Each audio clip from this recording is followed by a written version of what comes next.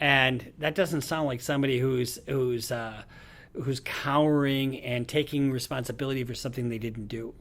Then there are other times, there's another tape where you're taunting him and saying, "Oh, tell the world, Johnny Depp, I, a I man, haven't am a seen victim those. of domestic violence." 20-second clips or the transcripts of them are not representative of even the 2 hours or the 3 hours that those clips are excerpt from.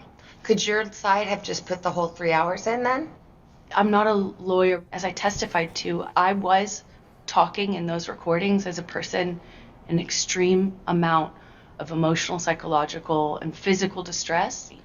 She just sounds like she's full of shit. Okay, I know I'm getting animated. Part of it's because I'm fresh in trial mode, so I'm a little amped up. But she just sounds like she's full of shit. He And it says he doesn't. never hit you. He can't. Never. Is Yeah. that a lie? Yes, it is. What about the witnesses who said they have seen you instigate physical violence? I've seen firsthand how people will file rank and support the person they depend on. This is what I'm telling you. She's really putting herself at risk for another lawsuit. I don't know. I don't think he's going to go to the well a second time, but he very well would have a claim if and relitigate this whole thing with these new publication of the same old facts. Did they all come in and lie in court? I am not here to call any of his witnesses any names. I'm here to just kind of talk about it from what it felt like for me as a person who sat there. See, now, here's the thing. If you're her PR person, the PR person has no concept of the legality of what she's doing. And you're on the losing side of things. And really, there's absolutely nothing to be gained. I don't think she's gaining any. I suppose people say in Hollywood, any publicity is good publicity, bad, good, or indifferent. But in this case, she doesn't come off like taking the higher road, you know.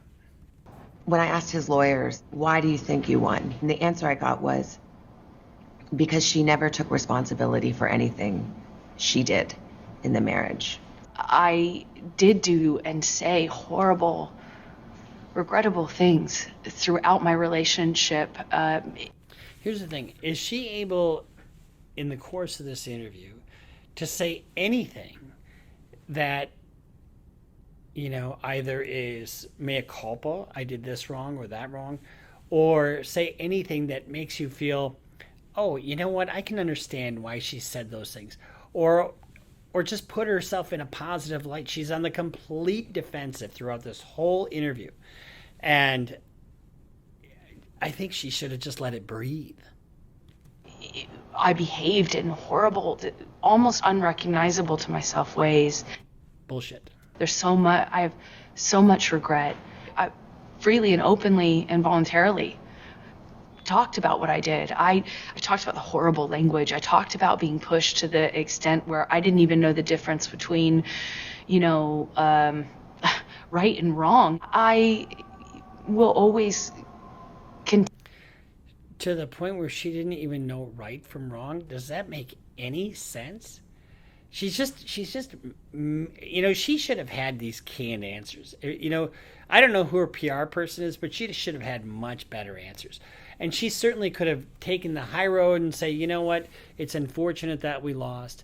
I do stand by my testimony. I'm not going to rehash what my testimony was. But here's what I'm going to do going forward. You've heard politicians dodge questions. She should have dodged the question and try to put herself, tomorrow I'm going to be a better person. I'm not going to do the same things I did in that relationship. And here's how I'm going to go forward. And make herself sound like she's learned from the situation and become a better person. But instead, she's on the defensive. Continue to feel like I was a part of this, like I was the other half of this relationship, because I was. When you see this,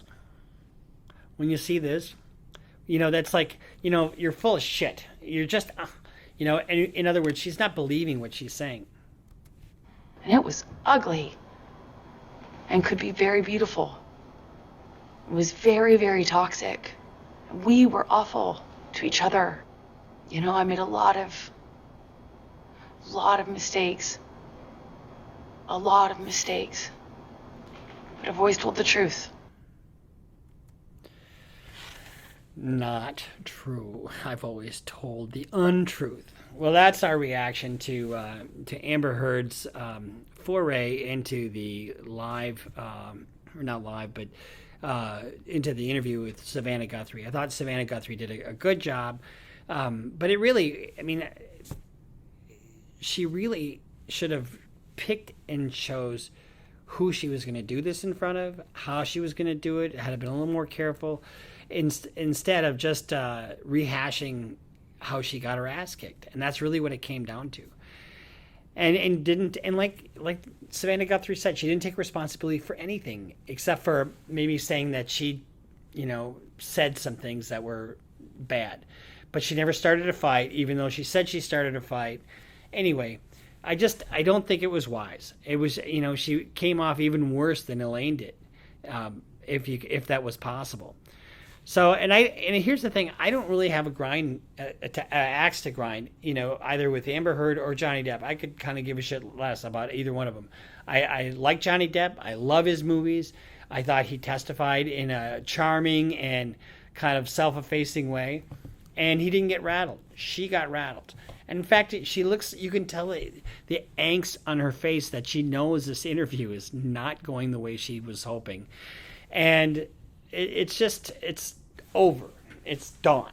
They're going to have an appeal, but so the fuck what? So this is Bruce Rivers, Criminal Lawyer Reacts, reacting to Amber Heard's foray into the post-conviction or post-verdict publicity. So thank you for watching. Subscribe. Follow us on Instagram. Follow us on Twitter. Sign up for Patreon. We're doing some good work there.